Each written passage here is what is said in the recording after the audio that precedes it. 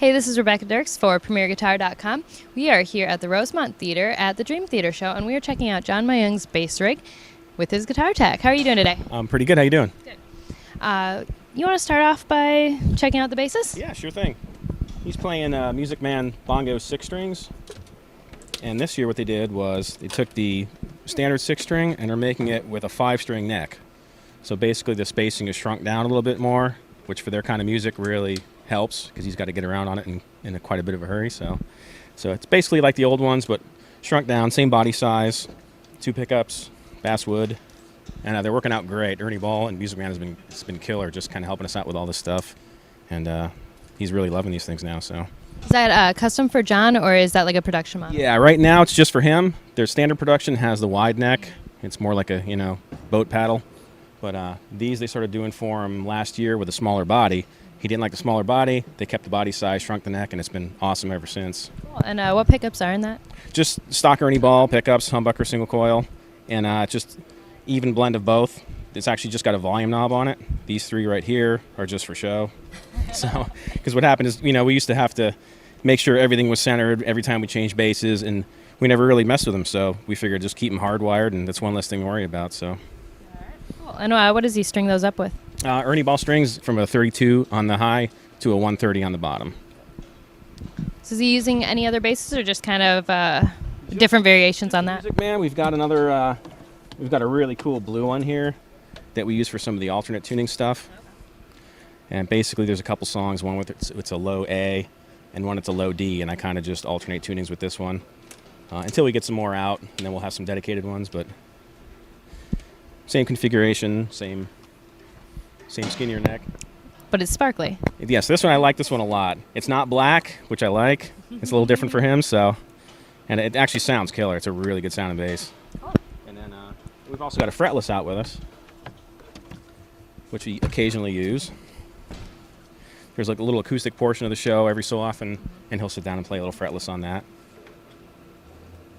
Again, kind of the same configuration, all just same neck, just fretless, and another killer sounding bass. So you basically found the right fit and feel for him and Pretty stuck much. with it? Yeah, pretty much. He's been really happy this year with these, so hopefully that'll be it for a while. No more changes. So what kind of strings are you using? They're all Ernie Ball, just the standard, standard 6-string long scale slinkies, 32 to 130, and yeah, they're great.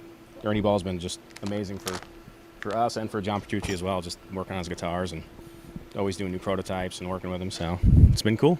Right. And so how is he amplifying the bass then? So what's happened, it's coming off the wireless. We're using Shure wireless systems, the UR4D. We've got 2 receivers. Goes into a switcher, so depending on what bass I hand him, I hit one of these 2. And there's also an emergency hardwire going into one of those 2 in case something happens with the wireless. Out of that, it goes into this awesome Radial JD7 splitter, which is killer. It's quiet, does exactly what we need it to do. From there, it splits off, sends the signal to a Demeter tube DI, and right to Audioland as a real basic sound. His second out goes into this Demeter optical compressor, then a Demeter pre into the Demeter power amp. And that's the bulk of his sound that he has in his ears. It runs off of this power amp into a Radial JDX, which is like a direct box speaker simulator. And that kind of is the main tone that he's using now. The third output goes into this another awesome piece, the Axifx, the Fractal Audio Axifx, and that's handling all of his processing. Basically, any overdrive you hear, any chorus, verb. We've got, a couple examples here. As I Am, it's got that really cool harmonic bass intro. We've got a patch just for that. We've got some flange, some other crunch stuff, and it's great.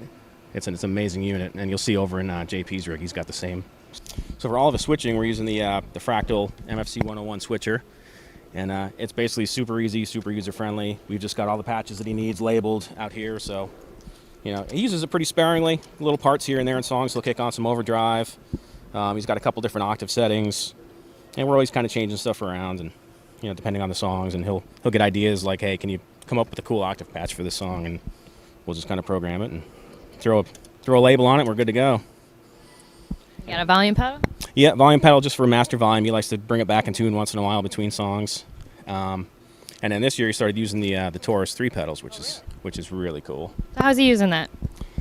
Just kind of sort of the Geddy Lee thing, you know. He's playing, and also we'll kick these on just for some super seat rattling low end out there. A lot of the new stuff has Moog parts on it, and then some of the older stuff he's kind of incorporating it into as well. And it sounds cool. You hear when he kicks it on, it's really obvious. It's pretty rattling out there. It's awesome. So yeah, and that's about it for his rig. You know, it's fairly simple compared to previous years, so it's not bad. Makes your job a little easier.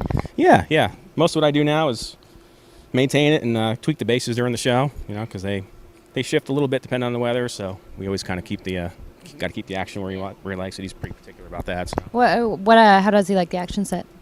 It's almost factory spec, a little on the high side of factory spec, and then depending on, you know, like indoors, it's great, it's consistent. Outdoor shows, as the night goes on, it gets colder or warmer or whatever. The little shift just a little bit, so I always have to measure between songs and tweak the neck, but not too bad. Any other kind of rig secrets, things that you really rely on that you might not think of every day? Not so much. It's pretty basic. The radial stuff really opened things up this year. The radial JDX is like the speaker simulator, and we plugged that in at rehearsal, and like 3 notes in, we're like, this is great. So that's really been an important part of his tone. And then, you know, the little action gauge I use from Stuart McDonald is killer. That's like a must-have piece. So that's about it for there's no real secrets going on. All right. Well, it sounds fairly straightforward given the fact that there's a Taurus on the floor and an Axe FX in use. Yeah, but it's not bad. Cool. Well, thank you very much for taking some time to talk with us and show us John's rig. No problem. Thanks. This is Rebecca Dirks for PremierGuitar.com.